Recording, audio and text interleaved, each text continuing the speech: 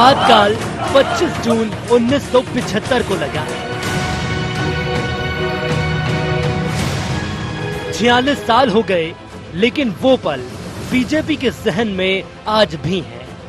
इसका असर देश और प्रदेश में विरोध के अनूठे तरीके से देखने को मिला।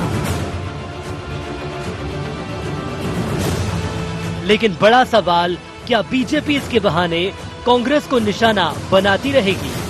प्रदेश बीजेपी दफ्तर में तमाम वरिष्ठ नेताओं ने काला मास्क लगाकर इस दिन को काला अध्याय बताया और सीएम ने राहुल, प्रियंका गांधी को इसकी याद दिलाई। साथ ही गृह मंत्री ने इसे कभी न छूटने वाला दाग बताया। कांग्रेस की तत्कालीन सरकार ने लोकतंत्र का गला घोंट दिया था, अभिव्यक्ति की स्वतंत्रता छीन ली थी और संविधान को कुचल दिया गया था। केवल इंदिरा जी की तानाशाही थी। आज श्रीमती सोनिया गांधी, राहुल गांधी बात करते हैं संवैधानिक संस्थाओं की। इनके तो खानदान ने लोकतंत्र को कुचला था। देश के लोकतंत्र में आज का दिन काले दिन के रूप में दर्ज है, जिसके लिए जवाबदार कांग्रेस थी। लोकतंत्र के अध्याय पर काला धब्बा था। इमरजेंसी ऐसा दाग है जो कभी छूट नहीं सकता जब तक लोकतंत्र रहेगा। एक परिवार की संतुष्टि के लिए, एक परिवार के सत्ता के सुख के लिए जिस तरह से पूरे देश को दांव पे लगाया, निरंकुशता उस परिवार की प्रजातांत्रिक देश में प्रजातांत्रिक तरीके से चल रही पार्टियों को जिस तरह से कुचला, 19 महीने तक जेल में रखा, दमन किया, अत्याचार किया, इसकी जितनी निंदा की जाए उतनी निंदा इसकी कम है। आपातकाल को राहुल गांधी कांग्रेस की गलती बता चुके हैं।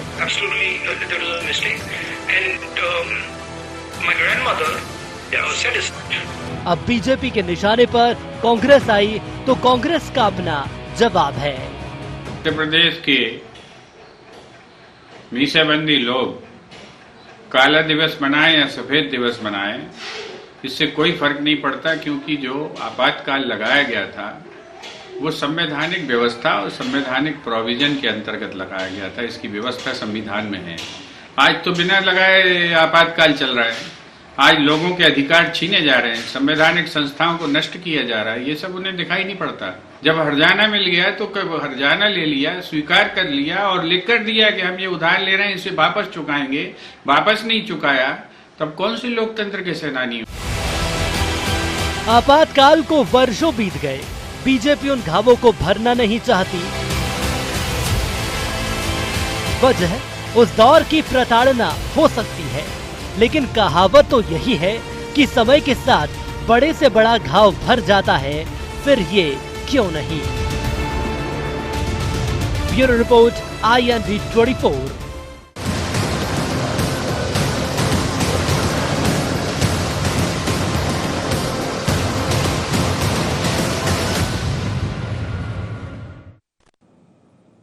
नमस्कार, IND एजेंडा आपातकाल 46 साल में आपका स्वागत है। मैं हूं आपके साथ नाज़नीन नकवी। चर्चा को विस्तार देंगे, लेकिन पहले नजर एजेंडा पॉइंट्स पर।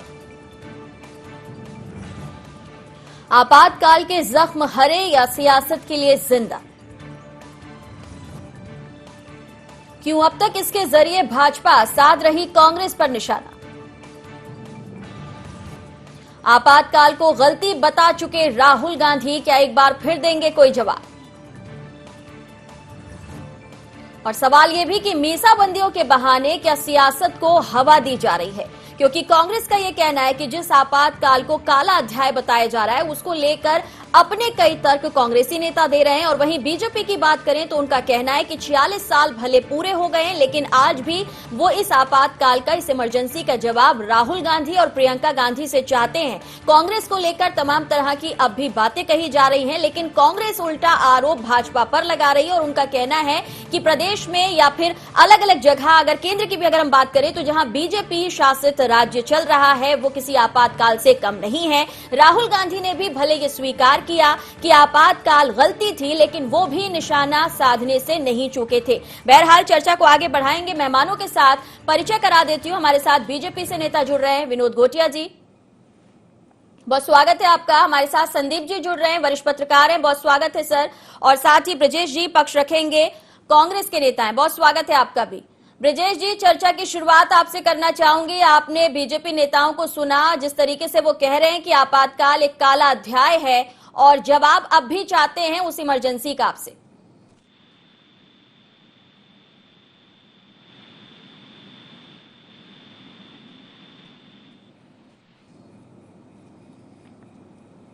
चलिए, शायद ब्रजेश जी तक आवाज नहीं पहुंच रही है।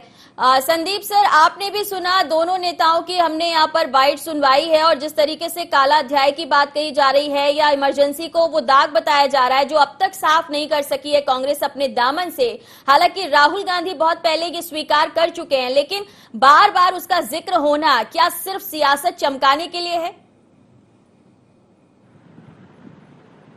सी बात है कि कांग्रेस के काल में गलती तो हुई थी। आपातकाल लोकतंत्र के खिलाफ था। हमें बोलने की आजादी, संविधान ने जो हमें अधिकार दिए हैं वो पूरी तरह खत्म कर दिए गए थे आपातकाल में। जिन लोगों ने आपातकाल को करीब से देखा है वो जानते हैं उस दर्द को। मैं नाज़रीन एक चीज बता दूं कि मेरे पिता शासकीय चिकित्सक थे और वो भी 19 महीने जेल में रहे थे। उनकी आदत थी सरकार के खिलाफ बोलने की। उनकी आदत थी सरकार के फैसले अगर गलत होते थे उसके खिलाफ आवाज उठाने की। वो भी जेल गए। हम परिवार ने, हमारे लोगों ने उसको बहुत करीब से देखा है मीसा को, क्योंकि परिवार के लोग भी आपसे दूर हो गए थे, समाज के लोग आपके साथ नहीं आते थे, गिनती के लोग आपका साथ देते थे। हमने आजादी की लड़ाई तो नहीं देखी, लेकिन मैं बहुत छोटा था तो हम लोगों ने भी आपातकाल बहुत करीब से देखा है। इसलिए ये कहा जा सकता है कि आपातकाल वाकई में काला अध्याय था। लोगों ने उस कष्ट को बहुत करीब से भोगा है। कांग्रेस भी ये मानती है, राहुल गांधी भी कह चुके हैं गलती हुई थी। ये बात सही है कि बीजेपी या सत्ता में है या कांग्रेस का जो भी विरोधी दल है वो उसे सियासत के लाभ के तौर पर तो लेगा ही। जैसे हम कांग्रेस की बात करते हैं तो जब भी आजादी की बात आती है गोडसे को संघ से और भाजपा से जोड़ दिया जाता है, क्योंकि राजनीतिक लाभ लेने की कोशिश होती है। लेकिन यह भी सही है कि इस देश के लिए अगर कांग्रेस के काल में बड़ी चूक हुई थी, गलती हुई थी, लोकतंत्र के खिलाफ कोई कदम था, तो वो आपातकाल था। और आज तक यही कारण है कि उस आपातकाल की चर्चा होती है। ये ठीक है कि बीजेपी या विपक्षी दल उसका राजनीतिक लाभ लेने की कोशिश कर सकते हैं, लेकिन ये उतना भी सही है कि उस आपातकाल ने कई परिवारों के जिंदगियां छीन ली, खुशहाली छीन ली, उनका बचपन छीन लिया। ये भी एक दर्द है जो लोगों को याद आ जाता है बरबस, भले 40 साल गुजर गए। ठीक है, वक्त पर जब इस तरीके का दिन आता है तो याद आना लाजमी है। आपने कहा कि जो सियासतदान है वो इसका फायदा या नुकसान बात करके अपने तरीके से देखते हैं, लेकिन विनोद जी, क्या ये जो कहा जा रहा है कि इतिहास को वर्तमान में दोहराना सिर्फ राजनीति के लिए है, और राहुल गांधी ये कह रहे हैं गलती वो मान चुके हैं, हालांकि बहुत पहले मार्च 2021 में उन्होंने इस बात का जिक्र कर दिया था कि गलती हुई थी, लेकिन वर्तमान परिदृश्य से वो इसे जोड़कर देख रहे हैं। वो कह रहे हैं कि वो तो घोषित था, लेकिन अभी जो चल रहा है वो अघोषित तौर पर वही चीज हो रही है। मुझे लगता है कि आपकी आवाज मध्य प्रदेश के हर व्यक्ति तक जा रही है। जी बिल्कुल जा रही है। तो जब ये लोग ये कहते हैं कि वो जो पहले घोषित था वो अघोषित है, तो उनसे पूछिए कि आधी रात को आपके दफ्तर की बिजली बंद कर दी गई है क्या? उनसे पूछिए कि आपके ऊपर कोई सेंसरशिप बिठा दी गई है क्या, जो आपातकाल में हुआ था। और इसलिए कहने को तो कुछ भी कहा जा सकता है, उसमें कोई किसी के ऊपर रोक टोक नहीं है, लेकिन आपातकाल एक तरह का प्रयोग था इस देश के अंदर। उस खानदान का एक प्रयोग था कि शायद राजशाही स्थापित की जा सके और आने वाली पीढ़ियों को गुलाम बनाया जा सके। वो तो अच्छा हुआ कि इस देश की जनता ने, इस देश के राजनीतिक दलों ने और इस देश के नेताओं ने अपने जान प्राण की चिंता न करते हुए आपातकाल का विरोध किया। जो लोग निरुद्ध रहे, मीसा के अंदर जेलों में रहे, जेल के अंदर से उन्होंने ऐसी तैयारी शुरू की कि जब इस देश में चुनाव हुए और इस देश की जनता ने एक बार ये मैसेज दे दिया कि कोई भी दुनिया की ताकत इस देश के लोकतंत्र को समाप्त नहीं कर सकती। और इसलिए आज हम खुले आसमान के नीचे एक स्वच्छ हवा में सांस ले पा रहे हैं। उसका कारण है कि जो इस देश के लोकतंत्र को बचाने के लिए दूसरी लड़ाई इस देश की आजादी की लड़ी गई, उसके कारण आज ये संभव हुआ है। और इसलिए मैं कहना चाहता हूँ कि ये लोग जो थोथली बातें करते हैं, क्या जब ये आजादी की बातें करते हैं और उसमें कांग्रेस का यशगान करते हैं, उस कांग्रेस का यशगान करते हैं जिसमें महात्मा गांधी ने कहा था कि अब इसको समाप्त कर देना चाहिए, इसका समय पूरा हो गया, क्योंकि वो जानते थे कि ये क्या करने वाले आगे। गांधी जी तो दूरदृष्टा थे, आप भी जानते हैं, इसलिए पूरी दुनिया उनको स्वीकार करती है गांधी जी को। और जब ये इस बात को दुनिया के सामने कहते हैं कि कांग्रेस ने आजादी दिलाई है, तो क्या ये सिर्फ भुनाने के लिए कहते हैं? ये हमसे आप पूछिए। चलिए पूछ लेती हूँ। मेरा कहना है कि कहना अपनी जगह है, लेकिन आप इसको सोचिए, अपने तरीके से विचार करिए कि आज जितने लोकतंत्र के, चलिए पूछ लेते हैं ना, आखिर कांग्रेस लोकतंत्र की दुहाई दे रही है और इस तरीके की जो बातें कर रही है उसके पीछे का मंतव्य क्या है, इसीलिए हमने इनवाइट किया ब्रजेश जी को। ब्रजेश जी सवाल का जवाब चाहेंगे। गोटिया जी कह रहे हैं कि कहने के लिए बहुत कुछ कहा जा सकता है, लेकिन सच्चाई अलग है। बात आपने कंप्लीट नहीं करने दी, मैं एक बात कहना चाहता हूँ। मैं कांग्रेस के प्रवक्ता से पूछना चाहता हूं कि इनके शासन काल में जब इस देश में आपातकाल लगाया गया और आज की परिस्थिति में जब इनके श्रीमान राहुल गांधी जी देश के प्रधानमंत्री को चोर कहने का दुस्साहस करते हैं, कभी ये कल्पना कर सकते हैं, जैसे अभी हमारे पत्रकार मित्र ने कहा कि सरकारी नौकरी में होते हुए उठा के उनके पिताजी को आपातकाल में अंदर कर दिया गया, और किस नाम पे किया गया पता है? आपातकाल जब लगाया गया था तो श्रीमती गांधी ने कहा कि मैं इस देश के गरीबों और महिलाओं के सशक्तिकरण के लिए काम करना चाहती हूँ, लेकिन लोग ये करने नहीं दे रहे, इसलिए इस देश में आपातकाल की जरूरत है।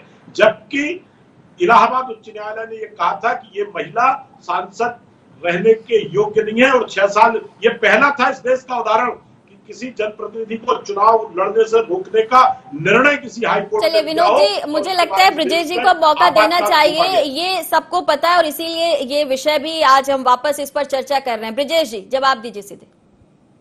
नाजनीन साहब, हम समझते हैं कि गोटिया साहब जो बातें कर रहे हैं, अतीत की जिन बातों पे चर्चा कर रहे हैं, इनको मैं इतना ही कहना चाहूंगा, बड़े विद्वान प्रवक्ता है भारतीय जनता पार्टी के, पर ये जान लें कि देश के अंदर अगर आंतरिक अशांति को खतरा होगा, बाहरी आक्रमण होने की चांस रहेंगे, उस समय देश में आपातकाल की स्थिति लागू होती है। दूसरी महत्वपूर्ण बात मैं इनसे कहना चाहता हूं कि कभी ताली एक हाथ से नहीं बजती। महत्वपूर्ण बात यह है कि आप जो भी कहना चाह रहे हैं, इस पर इस बात का भी ध्यान रखना चाहिए कि उल्टा चोर कोतवाल को डांटे वाली स्थिति होनी चाहिए।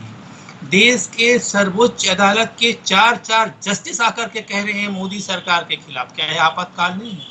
देश के अंदर रात को सीधे कह दिया था कि आज रात को 8 बजे मोदी जी अचानक प्रकट होते हैं टीवी चैनलों में और कहते हैं कि आज से नोटबंदी की जा रही है देश के अंदर, आज से जीएसटी लागू की जा रही है, गब्बर सिंह टैक्स लागू किया जा रहा है। क्या ये आपातकाल नहीं है?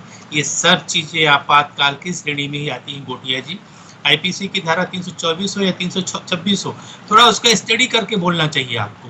दूसरी महत्वपूर्ण बात है कि 1962 में क्या स्थिति थी, 1971 में क्या स्थिति थी, पाकिस्तान के साथ, चाइना के साथ लगातार झगड़े की बातें चल रही थी। देश की तत्कालीन प्रधानमंत्री इंदिरा गांधी जी ने उसके लिए आपातकाल लाया था, लागू किया था, लेकिन उसके बाद भी हमारे नेता का बड़प्पन देखिए, मानवता देखिए, उनके अंदर का संस्कार देखिए आदरणीय राहुल गांधी जी का। उन्होंने पब्लिकली कहा कि अगर आपातकाल लागू हुआ था, कांग्रेस ने किया तो शासन का, मेरी दादी ने किया था, फिर भी उसके लिए मैं माफी मांगता हूँ। एक पूर्ववर्ती पीढ़ी के किए हुए फल के बारे में राहुल जी ने माफी मांगा था। आज भी आप अतीत की बात कर रहे हैं, आज भी आप वर्तमान को नहीं देख रहे हैं, आज भी भविष्य को देख रहे हैं। हर मुद्दों पर लगभग फेल हो चुकी केंद्र की मोदी सरकार और प्रदेश की शिवराज सिंह सरकार जब ये सवाल करती है तो मुझे बहुत आश्चर्य लगता है। और आश्चर्य इस बात का लगता है कि गोटिया जी जैसा विद्वान भाजपा का प्रवक्ता इस बात को कहता है, अरे 21 मार्च 1970 को अगर ये चीजें लागू हुई, उस दिन की परिस्थितियां अलग थी। उन परिस्थितियों को, तात्कालिक परिस्थितियों को बार बार उधेड़ने की जगह, गड़े मुर्दे उखाड़ने की जगह वर्तमान स्थिति को देखिए कि जो आप लोग लगातार इस प्रदेश के साथ मुख्यमंत्री झूठ बोले शमशान में, कब्रिस्तान में इतनी डेड बॉडी नहीं हुई, जबकि सारे आंकड़े हमारे ब्लॉक कांग्रेस के मंडल के सारे लोगों ने दिया था कमलनाथ जी को, वो कमलनाथ जी ने की थी। ऐसे बहुत सारे मुद्दे हैं जिस पर आप लोग, लेकिन अगर वो आंकड़े इतने पुख्ता थे ब्रजेश जी, तो फिर बार बार आप आंकड़ों का सर्वे कराने के लिए क्यों निकल पड़ते हैं? क्या बार बार आपके आंकड़ों में भी परिवर्तन हो जाता है? नाजनीन साहब, मैं आपसे विनम्रता से अर्ज करना चाहता हूँ, मध्य प्रदेश के प्रमुख समाचार पत्र, लीडिंग समाचार पत्र दैनिक भास्कर ने इस बात को अपने प्रमुख खबर बनाया। बॉटम न्यूज दैनिक भास्कर की, दैनिक भास्कर ने एक दिन नहीं 2-3 बार इस खबर को दिया।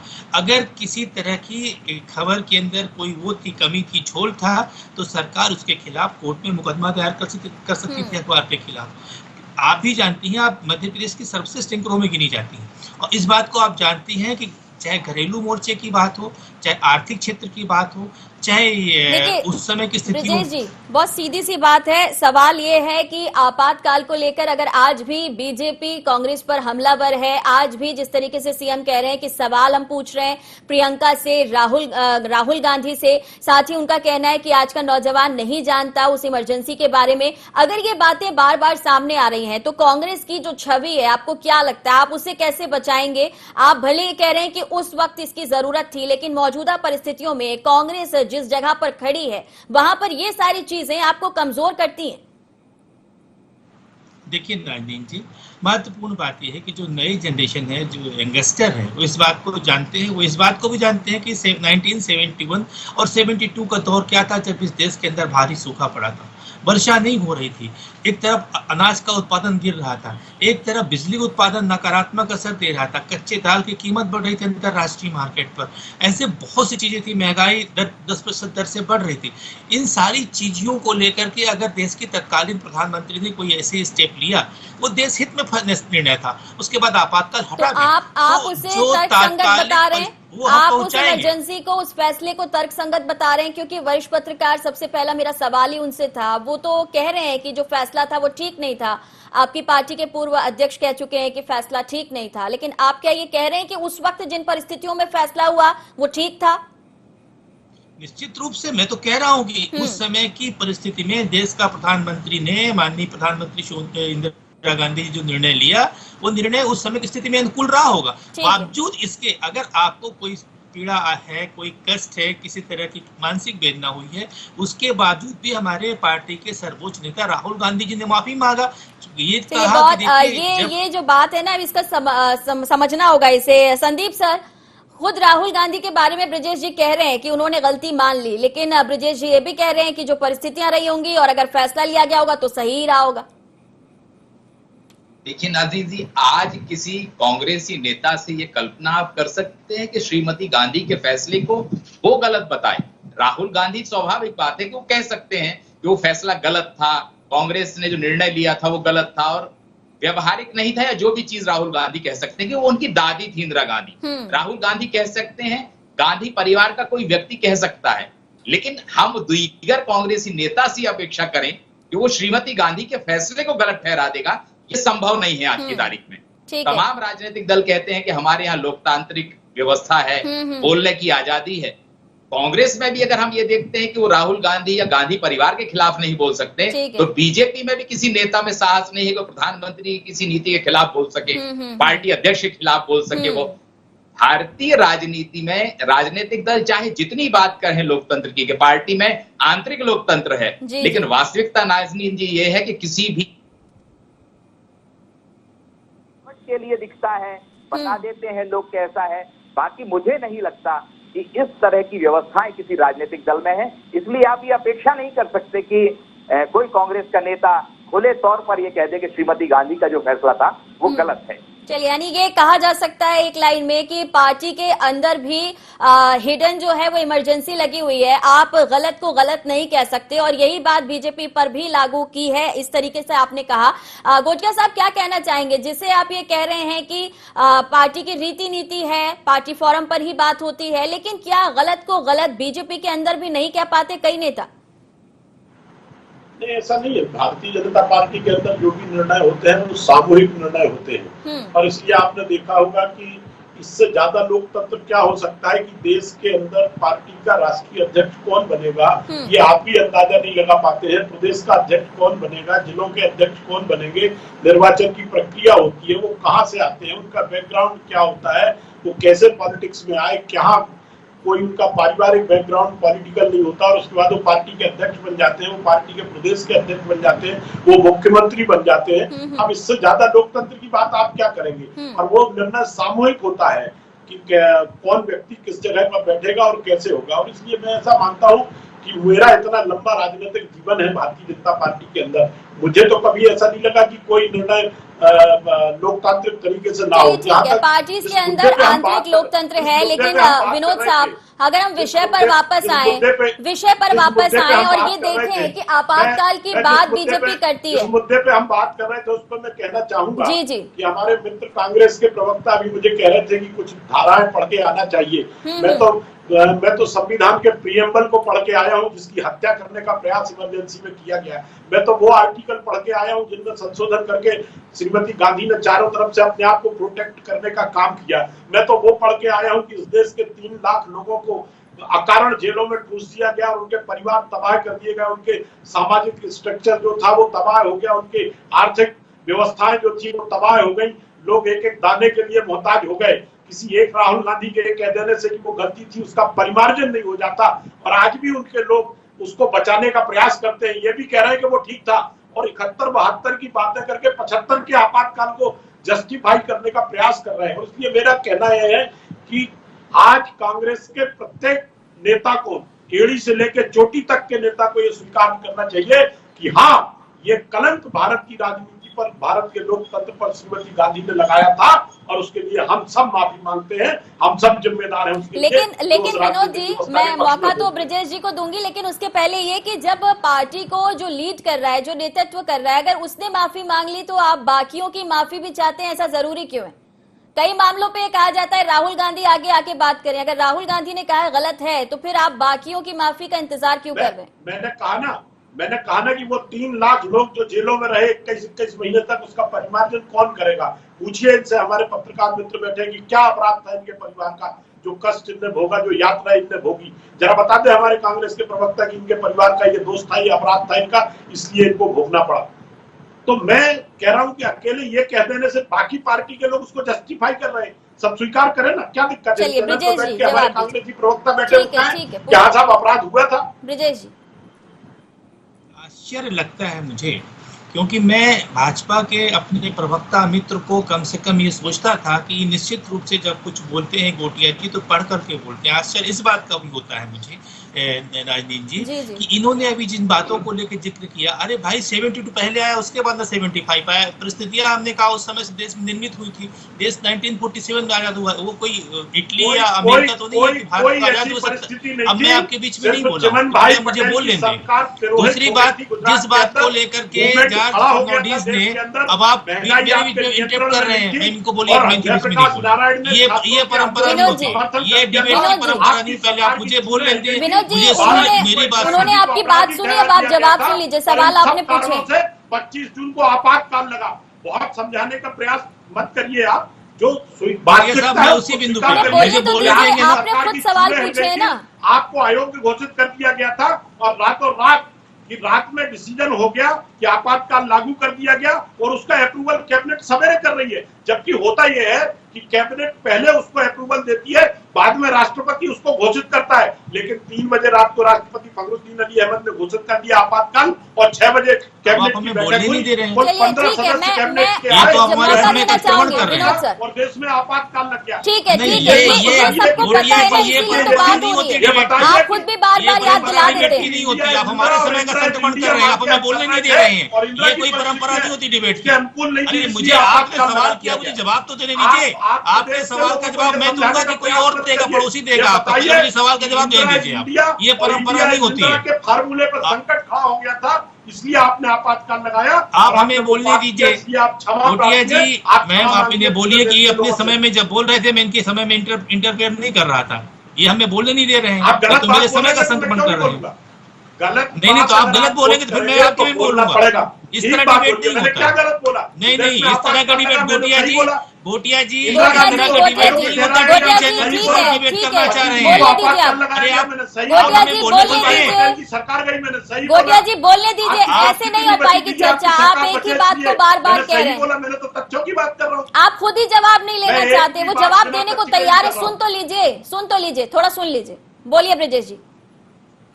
देखिए, मैं ये कहना चाह रहा था कि 1974 में बिहार में, गुजरात में जो छात्र आंदोलन हुआ, उस छात्र आंदोलन की अगुवाई जयप्रकाश नारायण जी ने किया, और आपातकाल जब लागू हुआ 1975 में, और उस उस समय ऐसी बहुत सी चीजें थी जिसमें जॉर्ज फर्नांडिस का एक मामला था। जॉर्ज फर्नांडिस अपने 24 साथियों के साथ इन्होंने बड़ौदा डायनामाइट नामक आपराधिक व्यक्ति के साथ इनका वो था, जिस पर सीबीआई जांच कर रही थी। इस तरह की बातें सामने आई थी। इन्हीं चीजों को लेकर के इंदिरा जी ने आपातकाल की जब घोषणा किया और आपातकाल 12 जून 1975 में के बाद 77 में जब चुनाव हुआ तो राजनारायण जी जो थे वो इंदिरा गांधी का मुकाबला किया उन्होंने। ब्रिजेश जी, चूंकि आप जो कह रहे हैं उसके लिए बहुत समय चाहिए और विनोद जी ने बीच में जिस तरीके से चर्चा में आपको बोलने का मौका नहीं दिया, लेकिन अब मैं लास्ट कमेंट के लिए संदीप जी के पास जाना चाहूंगी। संदीप जी, अभी जितनी भी हम बातचीत कर पाए और जितना ब्रिजेश जी को मौका मिला उससे यही लग रहा है कि कांग्रेस दुविधा में है कि वो कहे क्या जिससे बात सही हो जाए। आपातकाल गलत था, सही था, इसे ठीक किस दिशा में लेके जाएं ये वो समझ नहीं पा रही है। जबकि बीजेपी, जैसा कि आपने शुरुआत में कहा कि राजनीति कर रही है और राजनीति के लिए जो चीजें आजमानी चाहिए, जो उसके फेवर में चली जाए, वो करने से पीछे नहीं हटती। ऐसे में कांग्रेस अब भी दुविधा में दिख रही है। नाज़रीन जी, सबसे बड़ा संकट कांग्रेस के साथ यही है कि वो आगे जाए या पीछे जाए। आप क्रिकेट की भाषा में अगर आपने कमेंट्री सुनी हो, कभी जब रेडियो में आया करती थी, तो मुरली मनोहर मंजुल एक बड़े कमेंटेटर हुए हैं, वो यही कहते थे कि बैट्समैन आगे जाए या पीछे जाए, जब तक वो सोचता था तब तक बॉल उसका विकेट ले उड़ती थी। कांग्रेस की स्थिति भी लगभग वही रहती है अमूमन, कि वो सोचते हैं आगे जाए या आपातकाल को स्वीकारें कि गलत था या ये कहें सही था, तब तक बीजेपी उस चीज को ले उड़ती है। और बीजेपी की राजनीतिक कौशल को आपको सराहना होगा कि वो कांग्रेस की हर कमजोरी को पकड़ लेती है और उसे मुद्दा बना लेती है। आपातकाल जैसा विषय है, इस पर जो भी आपकी राय है, चलिए बिल्कुल इसमें बोल पाने के हालत में फिलहाल कांग्रेस नहीं दिख रही है। तीनों का बहुत शुक्रिया हमें समय देने के लिए, लेकिन देखना होगा कि आपातकाल पर छिड़ी ये बहस 46 साल बाद भी वही नजर आ रही है कि आने वाले वक्त में कांग्रेस से राहुल गांधी हो या प्रियंका या खुद सोनिया गांधी इस मामले में माफी मांगेंगे या फिर इसे आगे भी जायज ठहराया जाएगा। फिलहाल दीजिए इजाजत, नमस्कार।